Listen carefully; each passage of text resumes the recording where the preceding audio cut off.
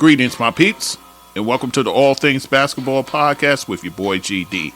In this episode, Week 15, my recap of that, all that went on, including All-Star reserves. I'll talk about who was chosen. Also, your All-Star coaches. We'll talk about that. We'll talk about also top-selling jerseys. We'll talk trade, of course. There was one trade. We'll talk about Marc Gasol retiring, his jersey being retired, and injury news as well, and a whole lot more. So just sit back, relax, and enjoy the show.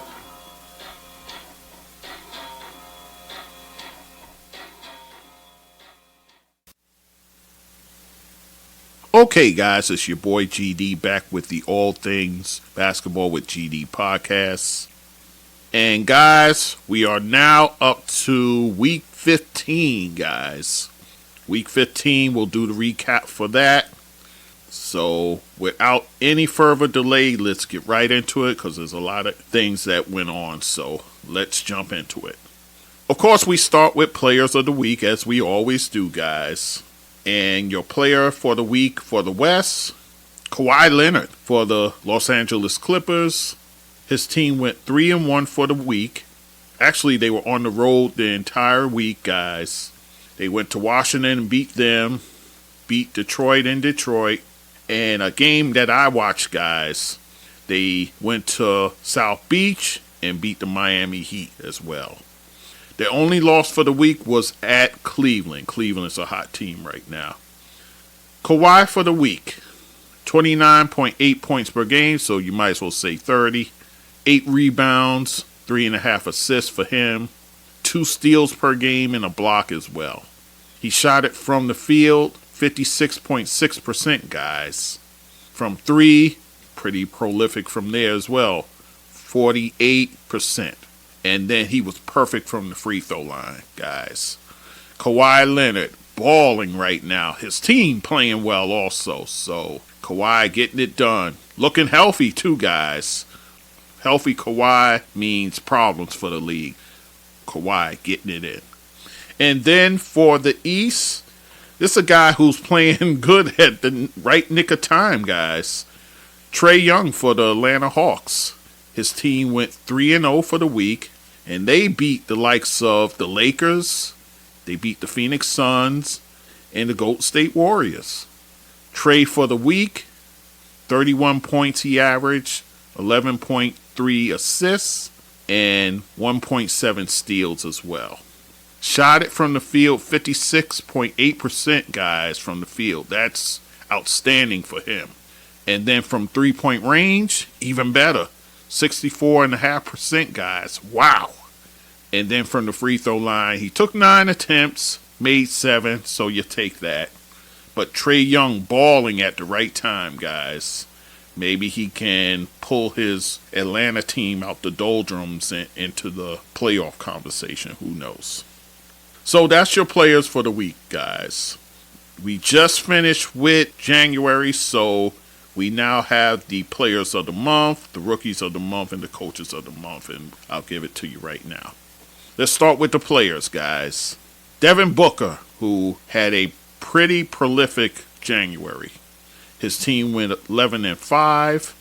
He averaged 30 points, 6.3 assists, and 4.4 rebounds, guys.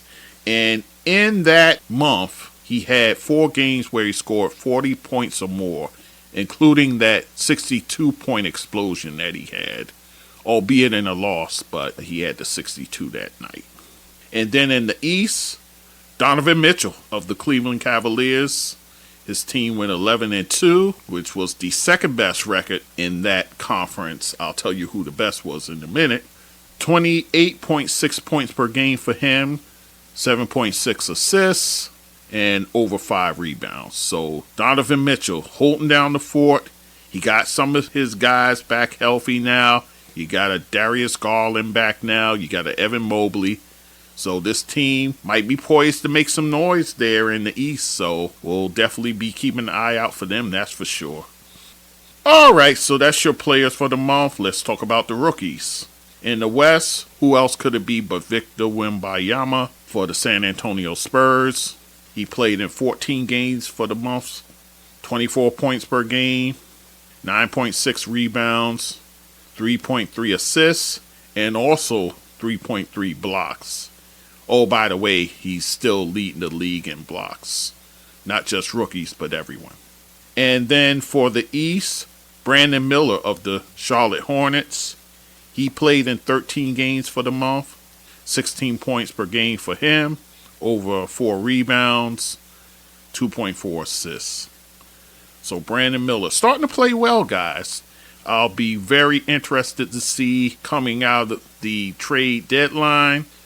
You could see a guy like Miles Bridges move. If that's the case, that opens up the door for Miller to get even more opportunities to flourish there. So we'll see what happens there. All right, and then for the coaches for the month, Ty Lue, guys, for the LA Clippers. They went 12-3, guys. Tyronn Lue, one of those coaches who, if you give him the talent, if you give him the roster that he could work with, he can get you those wins, guys. And he's done that for this team. This team is starting to play well in the West. They're going to be a problem in the West, guys. Make no mistake about it. With Ty Lue at the controls, I don't put anything past this team. As long as they're healthy. That's always the caveat. But Tyronn Lue getting it done in LA. And then for the East, someone I know very well, Tom Thibodeau of the New York Knicks. The Knicks went 14-2 for the month. Their best record in the month of January, including the 8-game win streak. So Tom Thibodeau got those boys playing well, and they have to because it's so bunched up in the East. I keep talking about that, guys. You see Cleveland surging right now. You got an Indiana Pacer team that you can't count out. You got Miami. They're teetering a bit, but you can never totally count them out. Philly, we'll see what happens with Philly with all that's going on there. I'll talk about that in a minute. And then Milwaukee, you don't know what's going on with them either. So we'll see. But it's going to be nip and tuck, and the Knicks need to be there every step of the way. So with that said, let's talk All-Star news, guys. We have our reserves now in both the East and the West. We'll start with the East. Guys, I nailed this down to every single pick. Donovan Mitchell, Jalen Brunson, Bam Adebayo, Paolo Banchero, Jaylen Brown, Tyrese Maxey, and Julius Randle. So 7 for 7 in that regard, guys. The West, I came close. I got 6 of the 7, so let's run through it. Steph Curry, Devin Booker, Anthony Davis, Kawhi Leonard, Paul George, Anthony Edwards, and the guy I missed on, Karl Anthony Towns. And now that I sit back and think about it, yeah, I should have included him. I wasn't 100% sure that they would give Minnesota 2 All-Stars, but they ended up doing that. I thought it could be a case where they give one to Sacramento, but that wasn't the case. So Karl Anthony Towns, well-deserved, guys. Well-deserved, and he's an all-star, so kudos to him. So you have your rosters, guys. Now for the coaches. Let's start in the West. Chris Finch of the Minnesota Timberwolves. Chris Finch, guys, I tell you what, last year, him not having Karl Anthony Towns for a good chunk of that season really hurt the team, but they were able to at least make the play-in and then the playoffs. But this season, at 35-15, they're tied for the best 50-game start for that franchise. And this is his first time, guys. So, Chris Finch, well-deserved, well-earned. Congrats to him being named the coach of the West team in the All-Star game. For the East, yeah, it's gotten messy, guys. Your East coach is Doc Rivers of the Milwaukee Bucks. This is his 4th time. Let's start with that. The team is 33-16. Of that, he is 1-2, guys. Yeah, this is not good. This is not good, guys. And this is what he said when he was told that he's going to be the representative coach for the East. That is ridiculously bad. It really is. Well, Adrian's going to get some money, that's for sure, in a ring. It's one of those quirky things.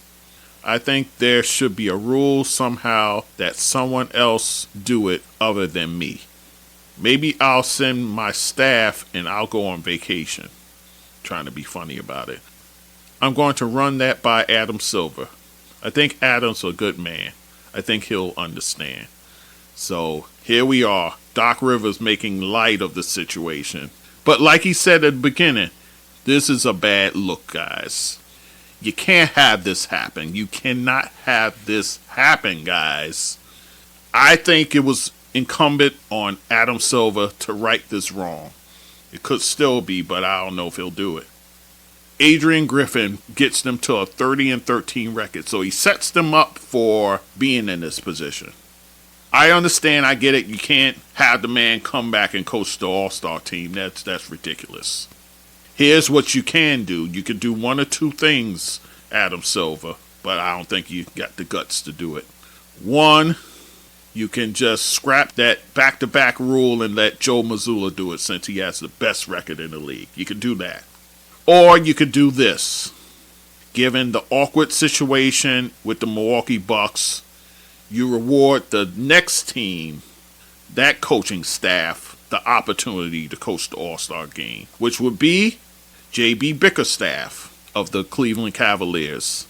That's what you should do. This situation, it really is a bad look. You know, and I've seen people on social media clowning this. This is not good.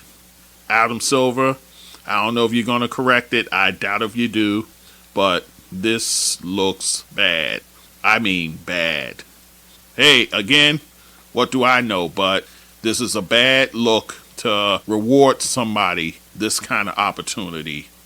It doesn't sit right. So, Adam, I don't know if you listen to this podcast, but some friendly advice. Scrap your back-to-back rule. Let Joe Mazzulla do it. If you don't want to do that, let J.B. Bickerstaff do it. That's the right thing to do. I'm just saying. A guy coming off his couch a week ago should not be coaching the East players for the All-Star game. That's all I'm going to say. So I'll leave it at that. All right, so that's your coaching situation there. Anyhow, let us move on. Steph Curry, boy, he talked himself into something here. They had him mic'd up and he was talking to the rookie on the team. He's still talking about Sabrina's performance in the WNBA three-point contest. And he's pretty much challenged her, and they caught it live on the mic. So, the NBA has this bright idea. They're going to have Sabrina and Steph Curry go at it in a three-point shootout between the two of them, which will happen actually after the official three-point contest and then before the slam dunk contest. So this will happen on Saturday night, the Saturday night All-Star Saturday. That's when it's going to happen.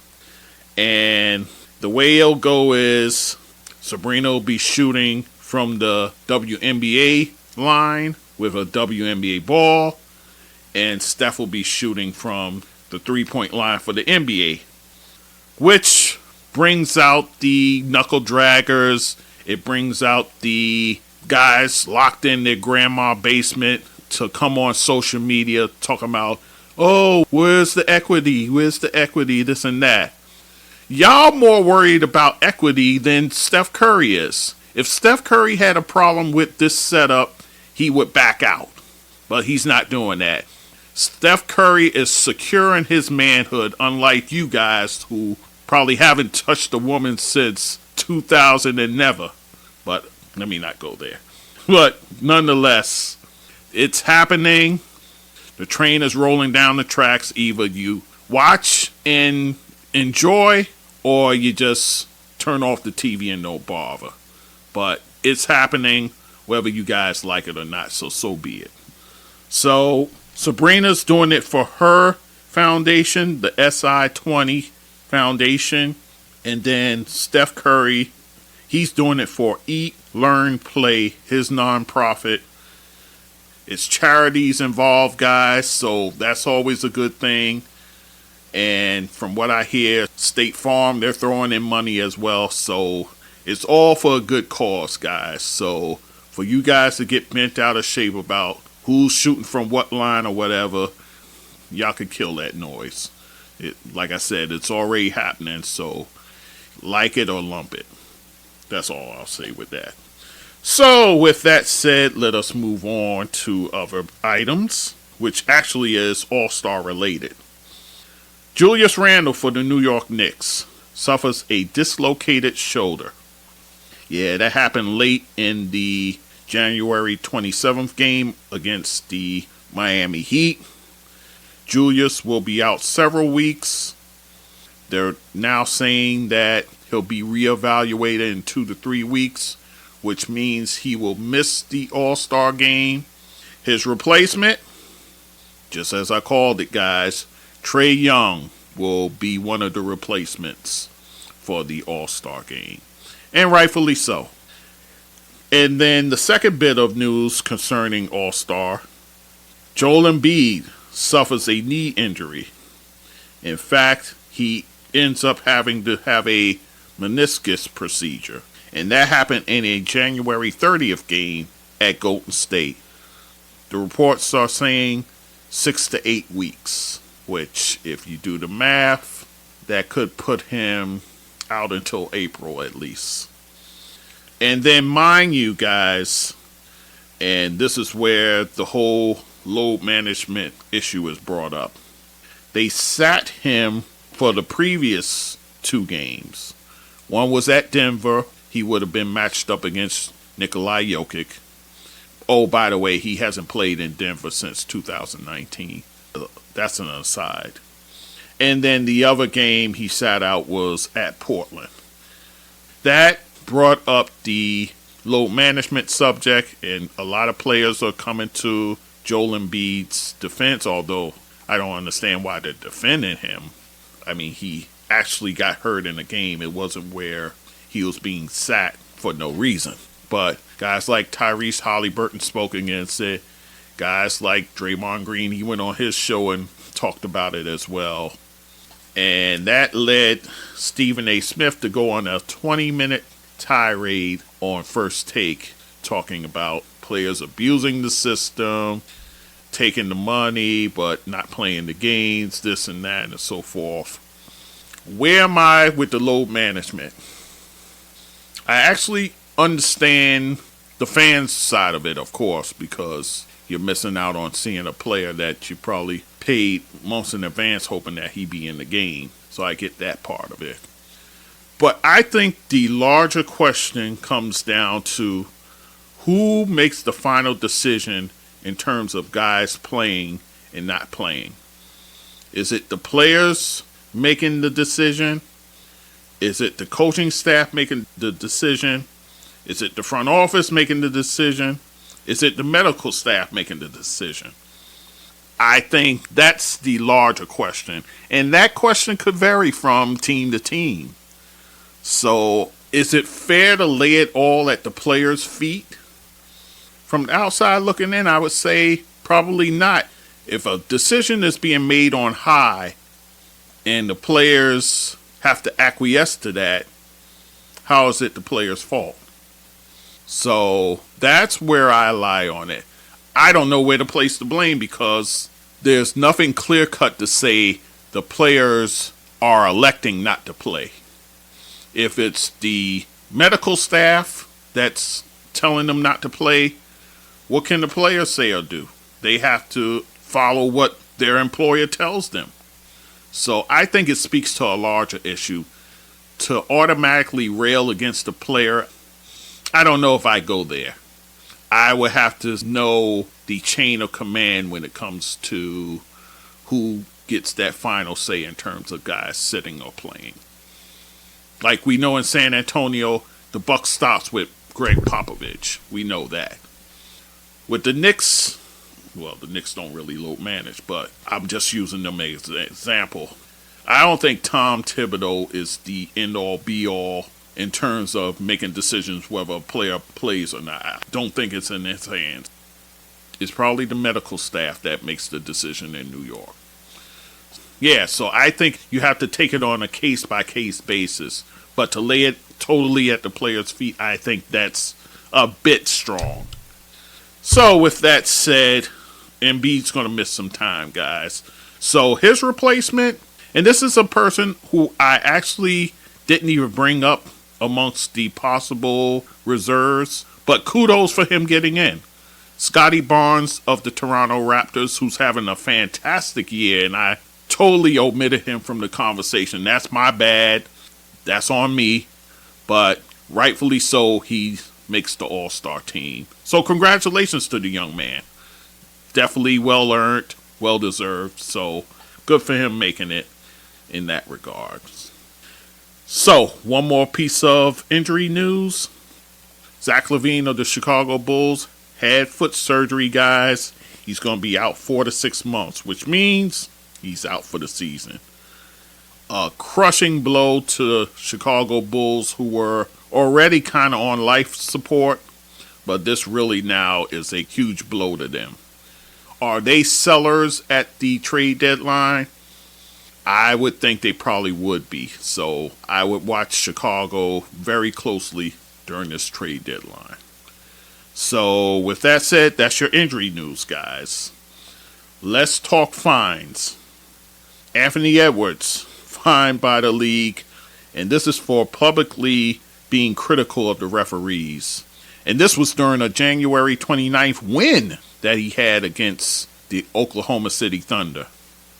That's kind of a rivalry a bit now, with them being the top teams in the West. But Anthony Edwards, he's caught on mic saying cheating refs. Well, cheating blank refs. And then in the post game, he was asked about the game, and then he voluntarily brought up the bad officiating. Once you do that, normally if you bring it up in the interview, that's $25,000. The fact that he was caught also saying it on a hot mic, yeah, that's why it's $40,000. So I can't defend him there, but I will say this. The fact that he's complaining about the refs in a game that they won tells you how bad the officiating is, guys. And I've been saying it. I said it the last couple of episodes probably ago. The officiating has left a lot to be desired, guys. And we still got a long way to go in this season. So it's got to get better, guys. It's got to get better. That's all I'm going to say with that. He's fined, and then 2 franchises fined. The Philadelphia 76ers and the New Orleans Pelicans. The Sixers, $75,000, and then the Pelicans, $25,000. And this is for failing to include players on the injury report in a timely manner. Philadelphia did it with Joel Embiid, actually for that Denver game. It was like maybe about not even a half an hour before the game that they announced he's not playing. Tell me how I know? I play fantasy basketball. Joel Embiid's on one of my teams. I saw that he's good to go. I left my lineup alone. Come to find out, I look, see his name with a O there, out. Oh, I was so heated. But he was a late scratch. And supposedly he worked out. They didn't like how he looked. They pulled him. But, you know, a lot of people want to put conspiracy theories on that. You know, have at it. You have your fun with it. So the league fined them, but they fined the Sixers heavy for that, $75,000. Whereas the Pelicans did it with Trey Murphy III, where they pulled him the same day actually, and this was a game against the Milwaukee Bucks. They pulled him from the game and had him sit out. So those are your fines there for that. Alright guys, so with that said, see if I can run through this right quick. There was a trade that went down, guys. Houston acquires Steven Adams from the Memphis Grizzlies in exchange for Victor Oladipo, 2024 second round picks, and a 2025 second round pick. Houston gets Steven Adams. The only thing is he can't play for them until next season. He's out with the knee injury. And for Memphis, sure, they get the draft capital, but Victor Oladipo, he's been out. And I doubt if we see him this year. So for Memphis, probably the draft capital more than anything else. Victor Oladipo, they can just keep him out, and then when the season's over, they can wash their hands of it. But for Houston, I'm kind of trying to make sense of it. I guess he'd be a backup to Alperen Sengun. I guess at this stage of his career. Great rebounder. Great presence inside on defense. So I'd be curious to see how he fits it and all that. But I guess, probably at this point now with this knee injury, he's probably looking at a backup situation anyway. So perhaps this probably works out for Houston. Steven Adams is the type of player M.A. Aduka loves, so this could actually work out in the long. Speaking of the Memphis Grizzlies will retire Marc Gasol's jersey because he recently retired from the NBA, so they're retiring his number 33 jersey, and they're doing that on April 6th against the Philadelphia 76ers in a game where maybe Embiid is back, maybe not.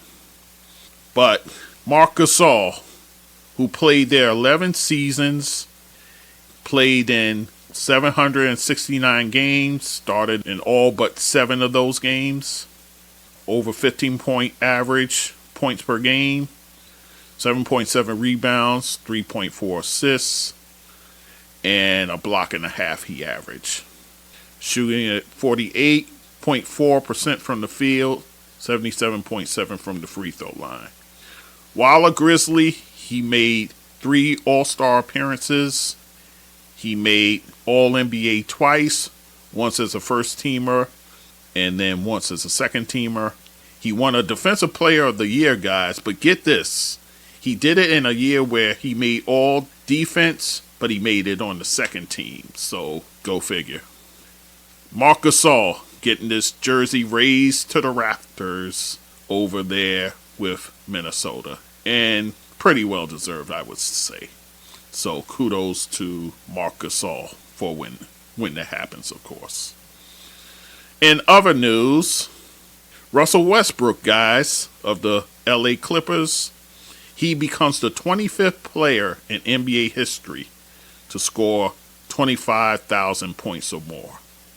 And he's actually the second player to score over 25,000 points, 9,000 assists, and 8,000 rebounds. The only other player to do it, some guy named LeBron James. So Russell Westbrook in rarefied air there. And when his playing days are done, a surefire Hall of Famer. The NBA draft, they're going to expand it to 2 nights, guys, starting this year on June 26th and June 27th. So there's only 2 rounds, guys. 1 round one night, second round the other night. First round will be at the Barclays Center in Brooklyn. The second night at the ESPN Seaport District Studios there in Manhattan. So that's how they're doing the draft. They say it works out well for them. They get to spotlight the players in the draft more, and it's just a way to just drag this thing out. That's the way I see it. But, hey, kudos to them. So, will they get the kind of interest they're looking for? We'll see. But the NBA expanding their draft night.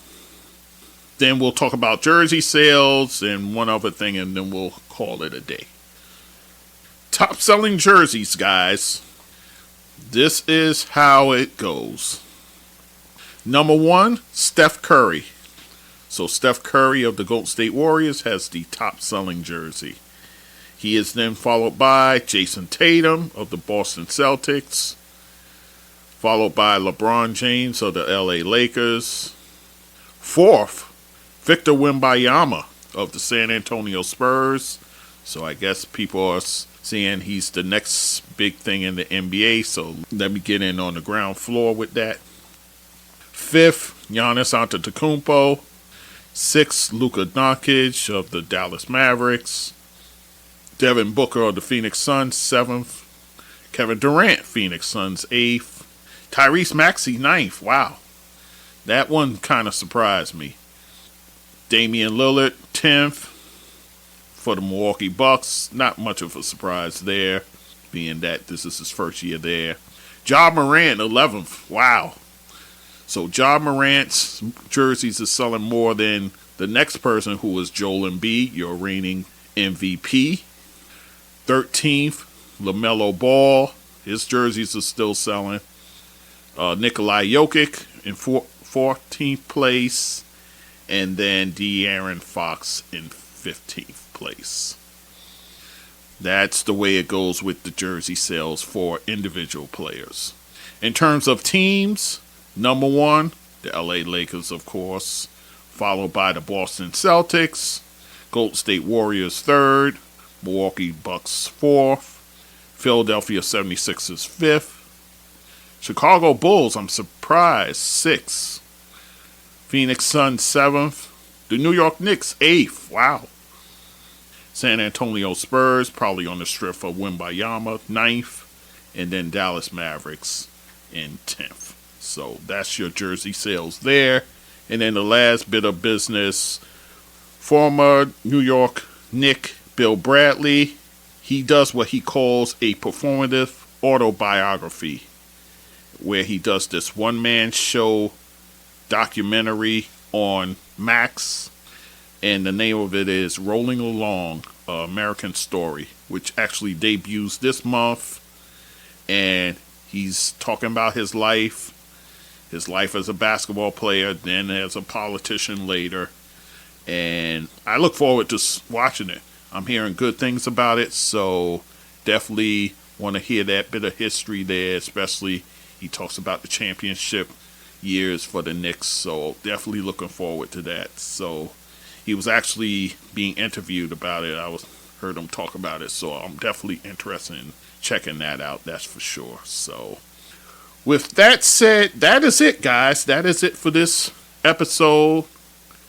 When I come to you again, guys, I do want to cover the trade deadline. Definitely want to cover the trade deadline. And I want to couple that with what's going on in the WNBA. A lot of player movement over there, guys, that I want to cover as well. So I'll couple the two.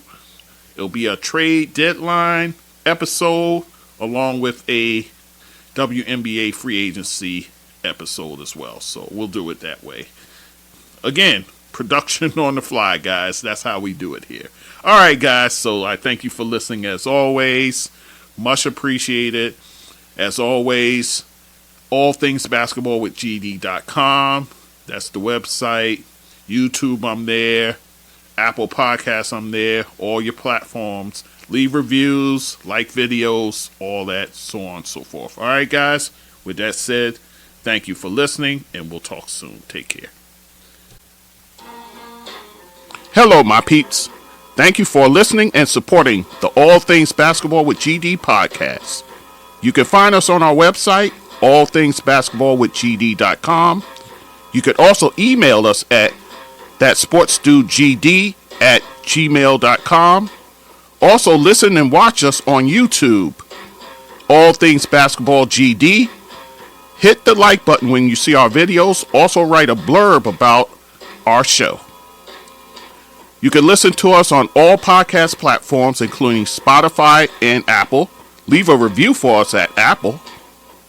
On the website, you can support us by hitting the Buy Me a Coffee button, support on Anchor button, or donate on PayPal.